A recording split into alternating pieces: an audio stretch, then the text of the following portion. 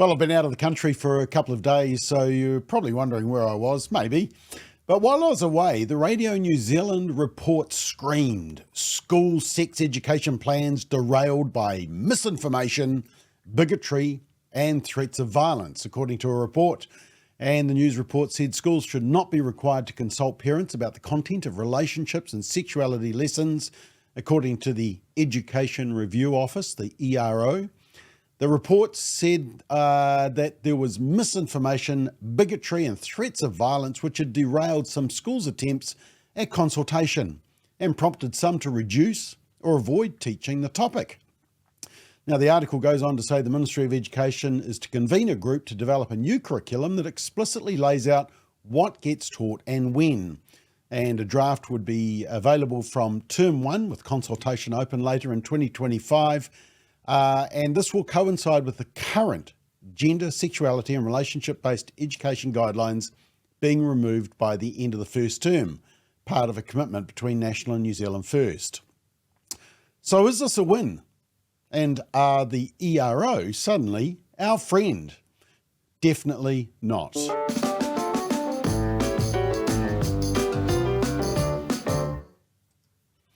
So let's have a quick look at the One News coverage of the release of this particular report. Sex education has changed as society has evolved too. Students exposed to online harm more than ever. From, pornography being sent via phone through Bluetooth, I don't think unless you're a student or a young person you can actually understand how hard it can be. But because what's taught is up to each school and its community, most students are leaving school with significant sexual education gaps. That's prompted the Education Review Office to call for a set curriculum and the scrapping of consultation with each school's community. Schools should be required to inform parents and ensure they know what their child's going to be taught and make sure if they're not comfortable, they can withdraw them. But schools shouldn't have to consult when parents are often very divided. Removing the 2020 relationship and sexuality guidelines was a coalition agreement between National and New Zealand First. But ERO reports 85% of schools found the guidelines useful, including Wellington High School. Using the guidelines along with the support that I can offer, these brand new teachers are delivering quality relationships and sexuality education to our students. The government confirming the guidelines will be gone by the end of Term 1 next year. They are being used as a proxy for our poor curriculum. What we need is a year-by-year knowledge-rich curriculum that leaves nothing to chance, and then we don't need RSE guidelines. Draft topics for the new curriculum will be shared early next year. Educators we spoke to disagree with ERO's recommendation to stop community consultation. Okay, well, that's a good thing that school leaders against stopping the consultation. But why did One News rush to Wellington High for comment? Very liberal school. I've featured them before, but it's because they're the poster child school for this whole push. Check out this promo and you'll actually see the Ministry of Education little logo at the top right. We need to be inclusive of different cultural values. We need to be respectful of our students' values. And we need to kind of look at both sex and sexuality in a holistic approach so that the kids can understand that sexuality isn't just your identity or your orientation, it's who you are and what you need. It's really important for a health teacher to be open about everything and really understanding, because you come into this class and we talk about so many things like racism and homophobia and sexual identity, and if there's a teacher that's not open-minded and respects everyone's opinion, you're not going to really want to be here. I identify as a cis white female. Oh. So I need to be careful of how I teach gender identity coming from my perspective, because in some ways it's not my story to share. But we still need to be responsible for teaching those things. There are amazing things online where you can get people's stories who identify with what they've experienced. And Okay, that's enough of that. But you can see why One News rushed to Wellington High. Now let's take a deep dive into the ERO report released this week, because there's some interesting things the media won't tell you. And there's also some absolute porkies told in the report. Now, can I just remind you also who the ERO are? They're the government body that went after Bethlehem College because Bethlehem College dared to teach biblical principles. They had investigations, reports. Look, the ERO is not your friend. Now, this is the report. And they say they got over 12,500 survey responses from a representative sample of 429 schools. Although there's some question as to whether they were just schools who could be bothered with this stuff. I actually spoke to a principal just this morning who puts all these surveys in the bin. So it may be just motivated schools that have responded. Now, they visited 20 schools over the whole of New Zealand. I wonder if Bethlehem College was one of them. And they interviewed over 350 participants face-to-face. Teachers, school leaders, students, parents, whānau, board members, education providers and other expert informants. But we have no idea who they were or how they were picked, which is rather convenient for the ERO.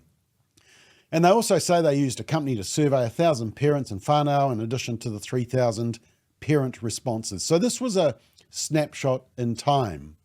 Now, Ala Pomelele, our researcher, made these comments to me concerning the research elements of the report. She said, the research used is mainly from Australia, Canada and Wales, so similar Commonwealth countries with similar RSE curriculums. But there is a focus on Victoria and in Australia and Ontario and Canada. Not exactly bastions of conservatism there. The research isn't heavily used in the report as it's an evaluation report. There's an over-reliance on self-reported data, making generalising the report's findings difficult. There's limited statistical comparisons. For example, the sample size for groups like LGBT is very small, and yet there's some grand conclusions drawn there.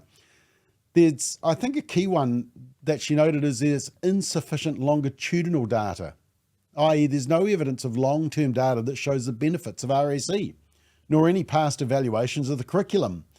And while the report references international practices and countries, it doesn't examine the effectiveness of these models or how their contexts compare to New Zealand. And there's little evidence exists on the long-term impact of RSE programs on students' health, well-being and relationship skills, which could strengthen the case for their importance. So this is just really a snapshot in time, just like a, well, political poll perhaps. Now, just before we read you the report, let me show you what's being taught to primary age. This is important. This is what is being taught to primary age. I want to refresh your memory from a presentation, a Family Matters presentation, which went viral, very popular, and I think the Education Review Office hated us actually exposing what's in the curriculum. Have a watch. Should be addressed by their preferred names and pronouns. Schools need to ensure that students can access toilets and changing rooms that align with their gender identification. Trans students should not be required to use a gender-neutral toilet rather than the male or female toilets of their choice. Teachers should challenge sex norms. For example, the assumption that sex characteristics at birth are always male or female. And teachers should challenge homophobia, transphobia, sexism, gender binaries, even interrogate the ongoing effects of colonisation. They want 7 and 8-year-old children to be able to identify gender stereotypes, understand the difference between gender and sex, and know that there are diverse gender and sexual identities in society. They also teach that there are more than 2 genders, labelling the assumption that there are only 2 genders, girl, boy or man, woman, incorrect. But it's not only in health classes. They want this ideology, this indoctrination, in all parts of the primary school classroom, all subjects. In science, your child will consider how biological sex has been constructed and measured over time, and consider variations in puberty, including the role of hormone blockers. In technology, your child will identify how gender expectations are embedded in technology, for example, in the design and style of power tools and other tools. Yep, those annoying male and female plugs and connections. And they will explore symbols linked to the gay and transgender rights movement. Lovely. In the social sciences, your child will be encouraged to explore the development and persistence of gender stereotypes, for example, by researching the Me Too movement. In English, engage in dialogue and debate in the context of provocative online posts linked to relationships, gender and sexuality. Again, remember, this is for a primary age audience. And also they wanted year 1 to 8 to learn these words. Bisexual, cisgender, heteronormativity, intersex, non-binary, pansexual, sex assigned at birth, transitioning, transsexual. Charming. So what does the ERO report say that was released this week? Well, firstly, let me just have a look. Area 1 is teaching RSE in schools supported. We looked at finding number 1. There is wide support, they say, from students and parents in whānau for RSE being taught in schools. Well, based on their survey anyway. Pacific parents of primary age students and parents of faith are less supportive. Now, James Williams on Pulse Point has done a great analysis of the response of faith-based families to RSE, showing this much lower support for sexuality and gender indoctrination in schools. So check out this week's episode for his analysis. Area 2, what has been taught in RSE, their finding was that what students learn about depends on where they go to school. What students are taught changes as they grow up. And this, listen to this. Sensitive topics are taught later. Different sexual identities, gender identity and human reproduction are mostly taught in secondary school. Well, you've just seen the evidence. That is a complete pack of lies from the ERO. And in fact, they even admit it at the end if you look deep into the report. Here we go. What's this? This is for 5 to 7-year-olds. Understand the relationship between gender, identity and well-being. Age 7 to 9 over the right. Able to identify gender stereotypes. Understand the difference between gender and sex. Know that there are diverse gender and sexual identities in society. And then go down to ages 9 to 11. Policies and practices to support gender and sexual diversity. Level 4 over the right-hand side. Link with people's gender and sexual identities. Support gender and sexual identity. This is all, remember, at primary school up to year 8, despite what the ERO just told you. And I just have to show you this. This is for ages 15 to 17. On the left-hand side in the middle there, are able to analyse beliefs, attitudes and practices that influence choices by reinforcing stereotypes such as sexism, homophobia and transphobia.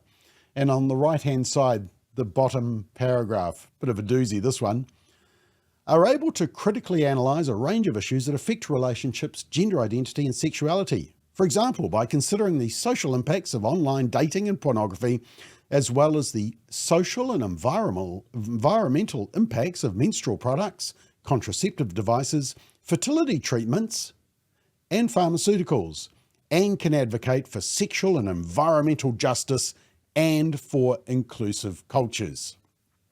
All right, interesting. Let's continue. Finding number 6, that what is taught in RSE is changing over time as society changes, correct?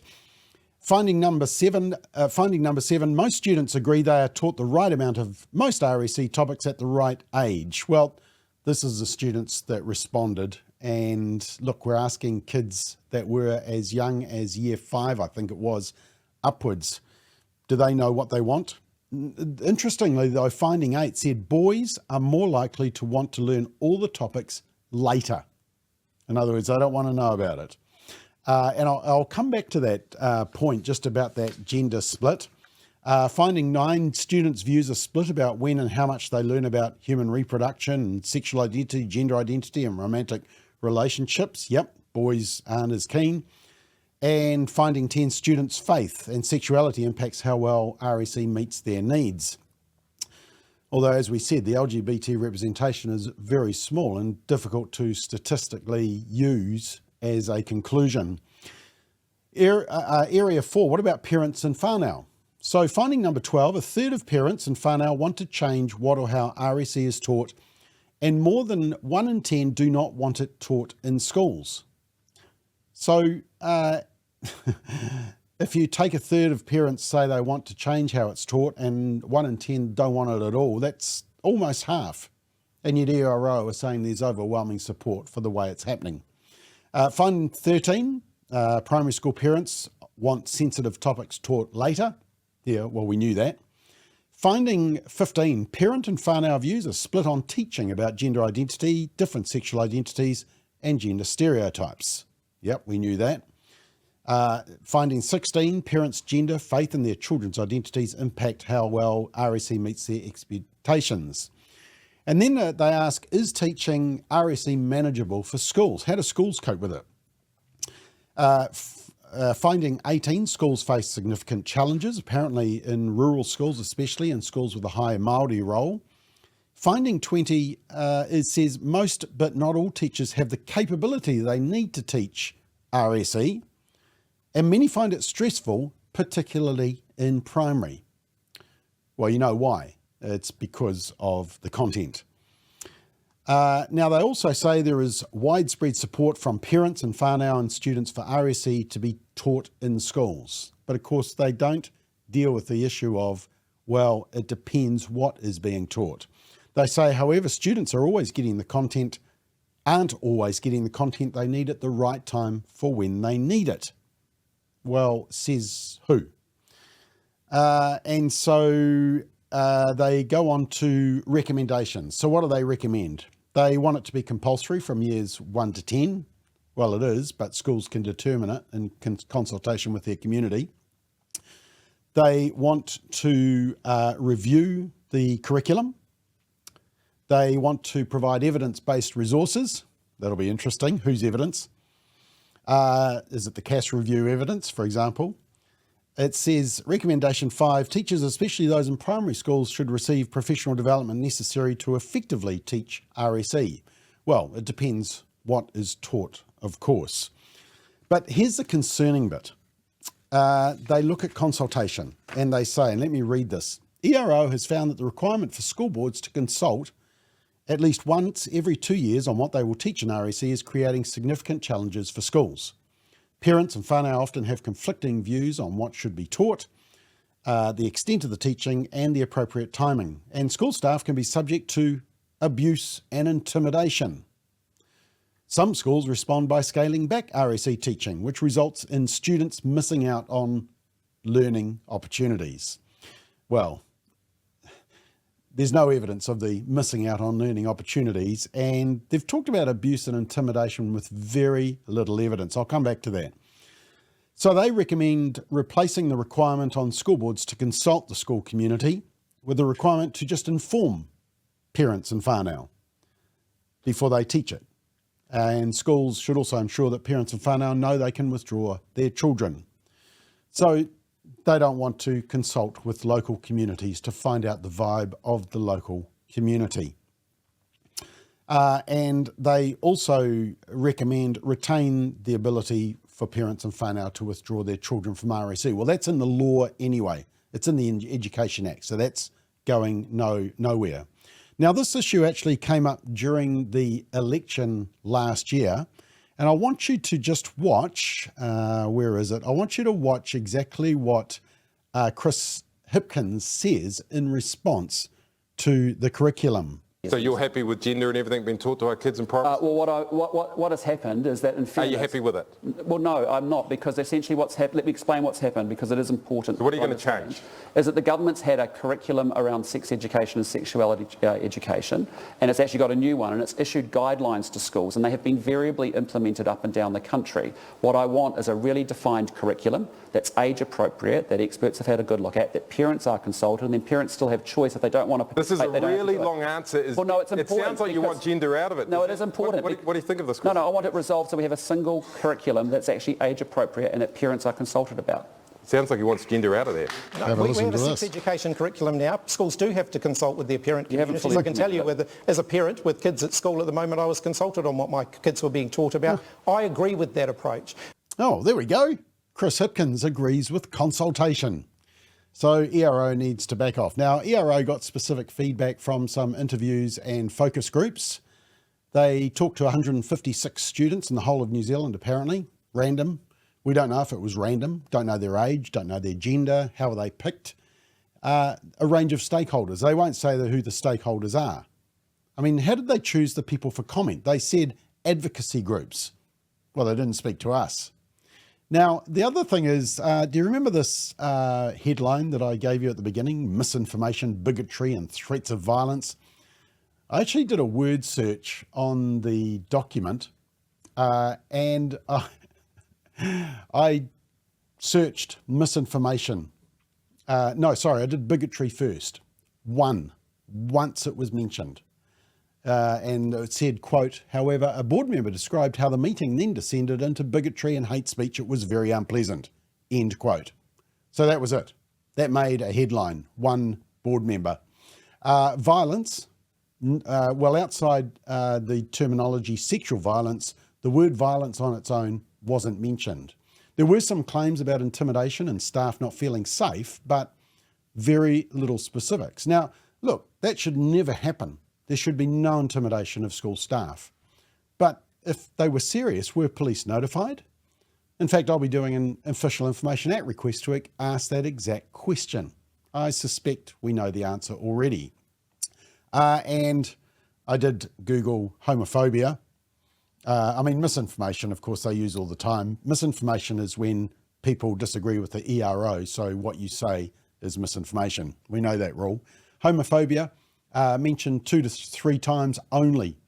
And it was actually ERO that made the statement. They said, quote, RSC plays an important role in teaching students to critically identify, analyse and reject misinformation and harmful attitudes, including misogyny and homophobia.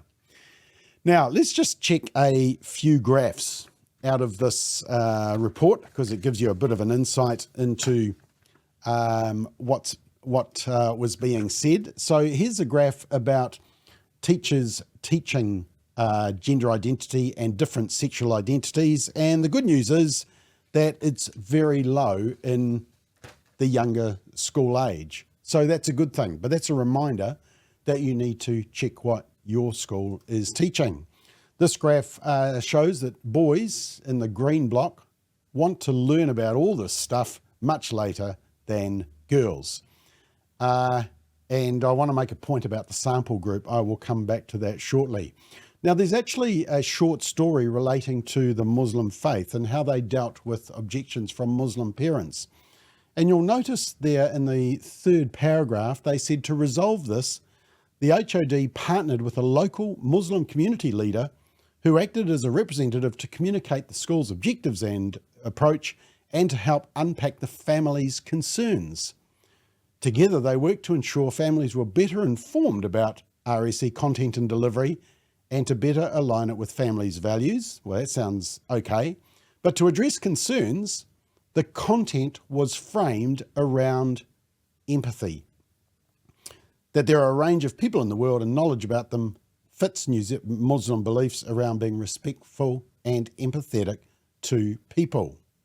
You can see what's happening here, eh? A liberal Muslim leader has been brought in to soften the crowd. Don't worry about the explicit and age inappropriate sexuality and gender indoctrination. It's all about empathy and peer pressure. And Muslim parents and leaders who are watching this, you need to be very wary of this curriculum and agenda. And I know you already are, but this case study is confirmation of the little respect they show for your teachings and beliefs. Now the report says that schools found consulting difficult and divisive. Well, let me read what it actually says. Almost half of school leaders find consultation challenging. The main aspects of consultation schools find challenging are balancing different views, managing influences outside the school community, and getting community engagement. So there's no mention of divisive. Now, this graph shows that 37% of board chairs don't know the law. That's the 28% and the 9%. 9% didn't know, 28% said they knew but didn't realise it was every second year. And then they asked about support for actually doing the consultation, and they actually found that, yes, there was support, just 6% opposed. But here's where ERO say who they really don't like. Let me quote.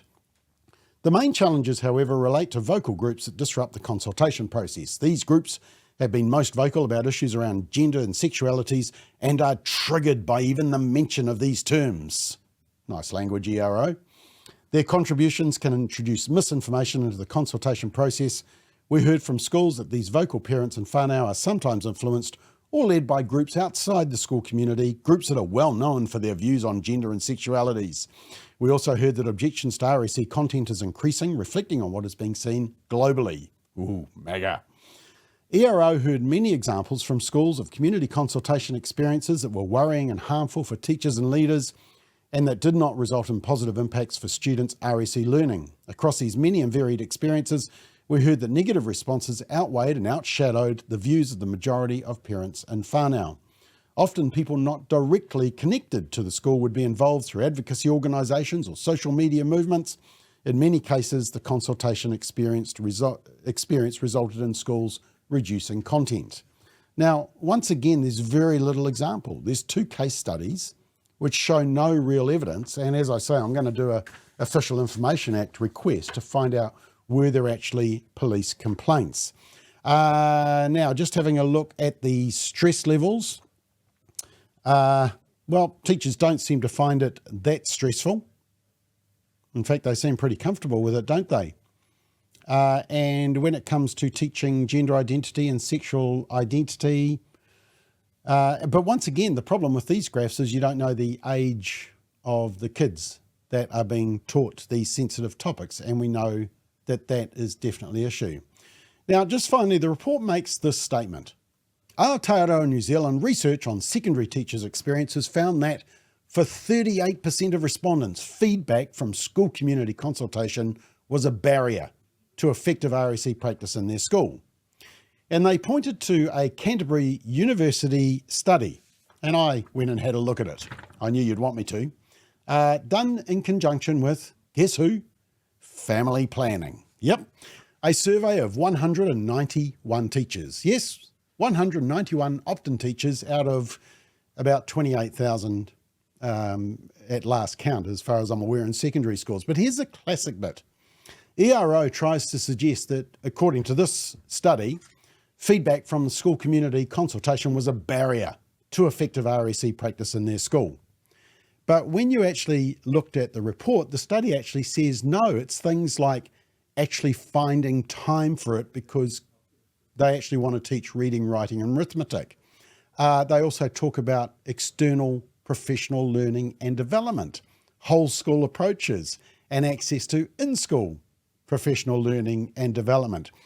The feedback from community consultation doesn't come till right down the chart. I've circled it there. So it's actually not anywhere near some of the biggest issues. And in fact, the study, the limitation of the study is that it's online, it's opt-in, it's very small, it's not representative. Decile 1 to 3 schools are notably absent. It's worth absolutely nothing. And yet, grand conclusions drawn by the ERO. Now, just one final thing. I did find this a little bit interesting. I had a look at the respondents to all these surveys that they're quoting. And you'll notice there, so it's basically who responded to the surveys: students, teachers, leaders, board chairs. And I've circled it. You'll notice that female for students, 65 to 32. So it's a 2-to-1 female response. Remember, who's more keen on some of this material? It's the girls. Teachers, 3-to-1 in favour of female. Parents and whānau at the right there, 3-to-1 again. So is that going to skew the result? Yeah, it is. It's a massive red flag. Look, family, ERO are not your friend. They don't think community say on such a sensitive issue should matter. It does. Stay engaged on this one. Part of the reason ERO doesn't like groups like Family First is because we've shone a light on the curriculum, told parents what's in it, and parents have been rightly horrified. Over the Christmas break, read our summary at sexeducation.nz, and it shows you exactly what is being taught. It's the fact sheet that ERO, Ministry of Education, Inside Out, Family Planning don't want you to read. So disappoint them. Read it. Go to sexeducation.nz, sexeducation.nz. And then the other thing to read is our parent guide. And that will give you your rights and how to engage constructively and positively with your local school. And you can read that at parentguide.nz. Pretty easy to remember, parentguide.nz. We're not letting this one go. The current curriculum is going. And look, that may be a reason for celebration. But what replaces it could be far worse. Let's not allow that to happen. Oh, and to all the school principals and teachers and Board of Trustee members who agree with us and have also been pushing back, thank you.